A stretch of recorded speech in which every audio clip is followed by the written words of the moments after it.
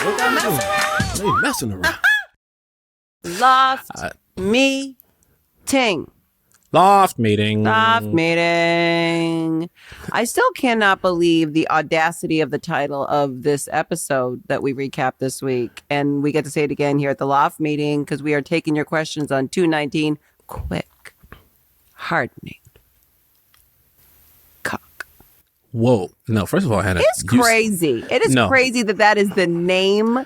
Did you say caulk? That's what it's crazy if you say it the way you just said it. The way you just said it. You said quick hardening caulk. Caulk. Caulk. Caulk? Yeah, like Macaulay Culkin. You don't say Macaulay Culkin. I don't think it's pronounced caulk. It's caulk. Well, you can look. Okay, I'm Googling it right now. You can do pronunciation. Hannah, because I'm anti-pervert, I don't look at it that way. Look, first it sounds like K-A-A-K. First thing when I look at pronunciation, which to me is caulk. We're going to hear it. Hold on. Let's see. Caulk. Come on now. No, that woman's that woman there is a pervert. She a pervert. Caulk. She's still a pervert. That's how it's pronounced. So that's not on me. That's just me knowing how to pronounce the word.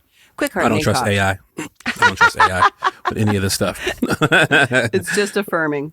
Okay, so you want to dive in? I want to dive in. Oh, before we get going, though, I do want to share something super exciting. I would say maybe one of the top things that I get asked about all the time on this show is about the wardrobe. The wardrobe, the bird shirts, Zoe's dresses, Cece's cool model clothes, like Nick's clothes, that just Jake being Jake, all of it, right? We get asked all the time about wardrobe. And the head of costumes was Deborah McGuire, one of the most iconic costumers in the entire industry. And her and I were texting today. And I think she's going to come and do a Loft meeting with us and answer all your questions. So I encourage you. We'll give you the information at the end of this episode. If you have any questions, specific things like this dress, this shirt, this look, this episode, send them in because we're hopefully going to have Deborah on the show. And she will then be able to share all of that stuff and spill it. She also did Friends, by the way. So yeah, legend. She good. She's good. She good. All right. Okay. Let's dive in. Question number 1. You want to go? Sure. Hey, y'all. Okay. I'm not going to mess around with you today. Ooh. I have some hard-hitting questions I want answered because I am a diehard fan, yada, yada, yada. Love the podcast. In season 2, episode 19, quick hardening caulk. Do you guys know if Jake and Zoe actually broke that giant fish tank and have water spill all into the loft? That was hilarious. I also caught Jake in that episode looking at his notes. No. Right at the start. He looks down into the bar at his script. You can just see the edges of it on camera at 39 seconds. Get out of town. Lamorne, was Max actually touching your butt with his hand down your wetsuit when you lost your phone down there? Did you improv the joke about just peeing in the ocean? And would a number 2 help? Because that was hilarious. Naomi from Brisbane, Australia. Naomi. First of all, I love the name Naomi. It's a good name. It's a great name. Great name. All right. Did they actually break the giant fish tank and have water spill all in the loft? Well, they didn't. Well, yes, they did. But what happens is it's rigged. So props, set design, that whole squad, they come together. They build a fish tank that can easily pull apart. Fall apart. And that's what they did there. Much like when you see a glass bottle get broken on someone's head, it's actually not real glass. It's sugar.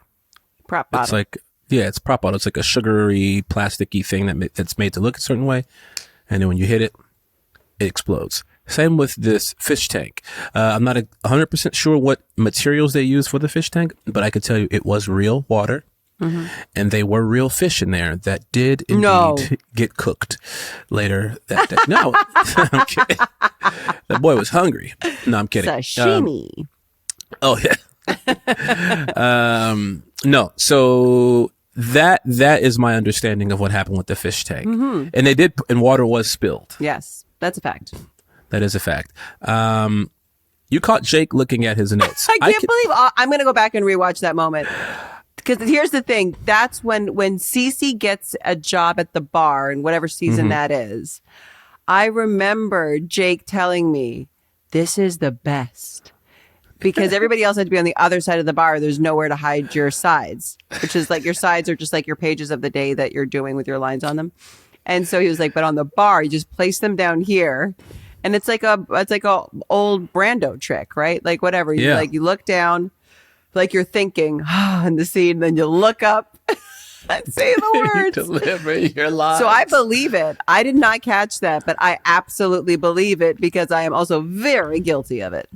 Yeah, I'm not guilty of that because I'm professional. But what this reminds me of is an episode of, I forget what show it was or a movie, but Tyler Perry did a movie where there's a judge delivering like a verdict or whatever. And just in general, in that scene with the judge, but when they shoot over the judge's shoulder to the courtroom, you can clear as day see his script with his lines highlighted. Get out of town. And they kept it in the shot.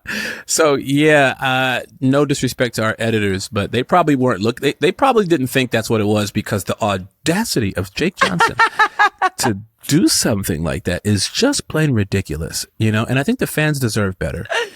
I applaud it. All right, so this is the big question. Lamorne, was Max actually touching your butt with his hand down your wetsuit when you lost your phone? If you know Max, then you know the answer is yes. Correct. Max goes for it. There's a moment in the, he wasn't touching my like bare butt, if anyone's wondering. No. But there was a moment where we were doing a photo shoot. I think it was season 3, maybe season 3. I forget. But we were doing a photo shoot, and they kept trying to get me to smile. And I just hate smiling in photo shoots, like big group shots. I just hate it. I just want to look how I want to look. But they always go, smile, Lamorne. You gotta show us your teeth. Smile. Oh, show us your teeth is a terrible thing to say to somebody. Yeah, I'm always like, no. I'll show you my teeth when I say, fuck you. But I didn't feel like smiling, and Max comes up from behind me and starts pinching my butt and tickling me, and I go like this. And they snap the photo, and that's what they use on a billboard. Of course they did. And I knew, and here's why I knew that, because I didn't know when the billboards had gone up. But my friend Nikki, she called me, and she goes, because I hadn't spoken to her in a while, and she goes, just saw your billboard over the freeway. And I was like, yeah. And she goes, you look weird. I was like, wait, what? Hello to you too. And she's like, I'm just telling you, you should probably talk to somebody about it. And I've, over the years, have voiced how much I hate that particular photo shoot. Huh. It's funny because here's the thing, what I bet it was. Remember we were watching that episode where he says dance dummy? Jake says, and I was like, that was not in character. He just wanted to finish. And I bet you that was it. The day was going along. We're doing the big gallery photo shoot. They wanted to be over and they just kept shooting you and you wouldn't smile. And Max was just like, I'm going to make it happen. And so then he lightly assaulted you. Yeah, they sometimes get fed up with my shenanigans, but they didn't know where I was coming from. And that's okay. Yep. I don't blame them. You know, it's my melanated instincts, which I don't like to have people scream at me and tell me to smile. So, Understood. Yeah. Yep. Understood. Did you improv the joke about peeing in the ocean? And, yes. And would a number 2 help? Yeah, no, the peeing part was scripted. I think the number two with the number 2 help, that was my joke. Yeah. So the original came from the OG writers on the show, which I think still to this day are the best writers in the business. And then, I just kind of added to it. Next question. I love Odette Annabelle's character for Shane in the quick Hardening Caulk episode when she was Nick's manager for Guys Night. How did that character come about? Was she a fan and wanted to guest star, or did she audition for the role? From Samantha. That's a good question. I actually don't know the answer to that. I don't know the answer to that either. So here's what we will do. We will reach out to Odette Annabelle. Sure, yeah. And we will try to get that answer for you. Yeah. Hold on. Let me see if I can reach her on the phone right now, actually. Send her a text. Did you audition? Or was she a fan and wanted to guest star? Here's the thing I will say is that, I spoke to Satya Baba, who played Shivrang, and he was, a friend of Liz Merriweather's and an accomplished actor himself. And he auditioned. I feel like they auditioned almost everybody to be on this show. So I wouldn't be surprised if she auditioned. Yeah, it's hard to say because I think at that time she was on another Fox show. Oh, got you. So maybe it was an offer. Maybe. All right. So who came up with the freshwater bitch fish quote? It's the most quoted line for me. Adrian. I want to say that's scripted. Yeah, for sure. I want to say that's scripted. However, it's hard to tell when Max goes off script when you think about it. But that is indeed in the script. Yeah. The freshwater bitch fish. He just makes it seem so fluid and loose. But right, the best writer's room. Best writer's room. All of these quotable lines. So funny. All right. I have to say, the quick Hardening Caulk episode is one of my favorites. Schmidt's obsession with the fish kills me every time, especially compared with Winston's reluctant humoring of him and accompanying him on this journey. Who came up with this storyline?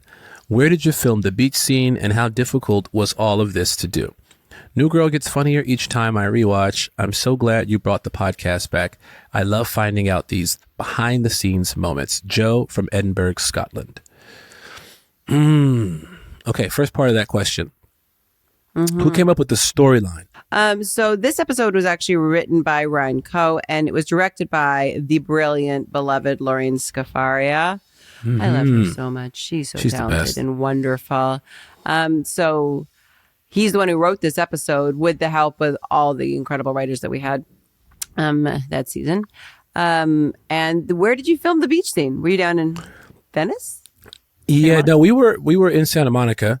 In this, we had shot there before, but there was this tiny little area, some little cove like area that we were filming at, and it didn't feel, it felt janky to me. It didn't feel like you were in janky? This like janky, like it was like it almost felt man-made in a way.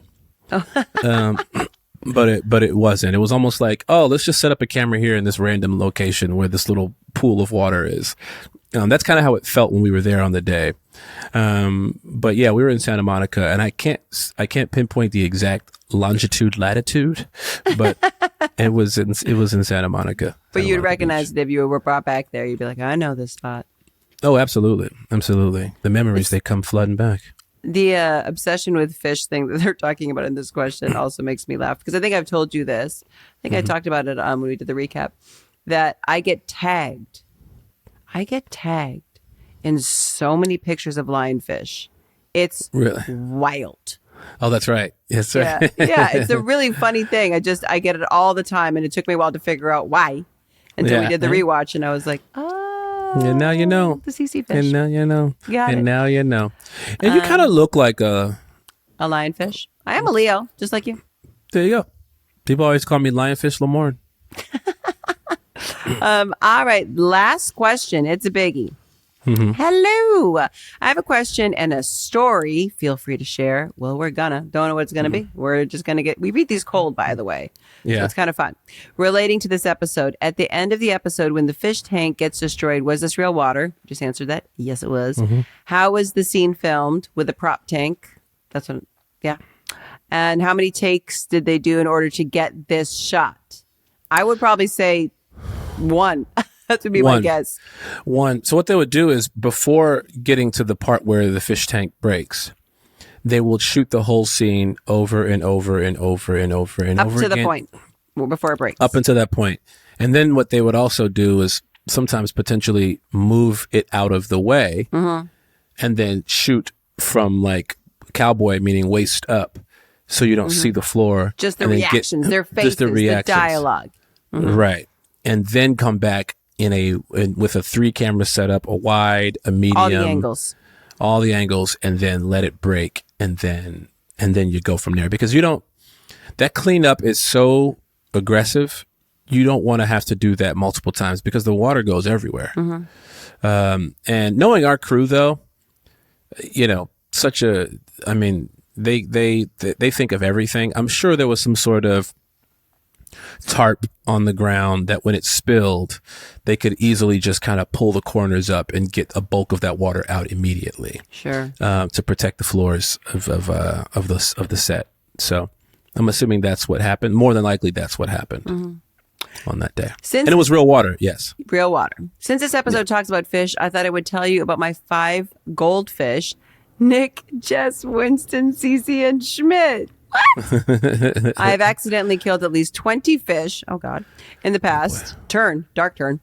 So I was not expecting these fish to last for much more than a few months. Fast forward over a year later, and me and my husband are planning to move across the country for my grad school. We decided the best way to move the fish was to put them all in a 5-gallon bucket, throw them in the back of my car seat, and just hope. Throw them in the back seat of my car, and just hope for the best. After packing up my apartment, we loaded the fish into the bucket and drove to a friend's house to stay the night so we could leave bright and early the next morning. Nick died immediately. We hadn't even left town yet, but Nick knew he wasn't interested in making the trip before it even started. The rest of the fish made the 3-day journey from Utah to Missouri in the middle of the summer. Jess died a few months later because the tank was too dirty, so we cleaned the tank. Then Cece died because it was too clean. The only ones left are Schmidt and Winston, which is funny because, spoiler alert, they both have the same name. They were a little awkward around each other at first, also very on brand, but they're best friends now. Thank you so much. I love the show and the podcast. You guys are doing the Lord's work every week. Emily Weichman, Bolivar, Missouri. Whoa. That's a great story. That is an epic story. That's an epic story. Just Winnie and Winnie. But also, I want to talk about, Emily, your parenting skills as far as your fish go. You stuck these fish in a bucket. Everybody knows that Nick don't do well in no bucket. No. That's why he gave up beforehand. He just looked at the bucket and died. Yeah, he said, nah, this ain't for me. It's my time, y'all. Yeah. And then Jess and then Cece. Well, it's good to know that the most resilient ones are Schmidt and Winston, which is like real life because I'm a pretty tough guy. And I really appreciate you guys out there acknowledging that. It's been fun for me being the tough guy on set. And thank you, Emily, for noticing it. We're just going to not talk about the 20 previous deaths. We're just going to keep waltzing over that. Yeah, you don't. Yeah. Maybe fish aren't your thing. Maybe we just leave it with Winnie and Winnie and just after that, maybe move on to more resilient animal. What she's probably leaving out is that she probably hunts fish. That's why she's killed at least 20 of them. She's like out there like a fish hunter. It's like a shark hunter. Yeah, Emily, thank you very much. Thank you to everyone who sent in questions, your comments, your remarks, and we love that, and we want to encourage you to continue to do so. That is our show. Join us Tuesday to recap Season 2, Episode 20, Chicago. Go to our website, themessaroundpod.com, to check out our latest merch. Follow us on Instagram @themessaroundpod. If you have a question, you want to leave us a voicemail, especially about wardrobe questions, because if we get Deborah on here, this is your chance to ask anything you want. Email us at themessaroundpod@gmail.com. Bye-bye. Bye.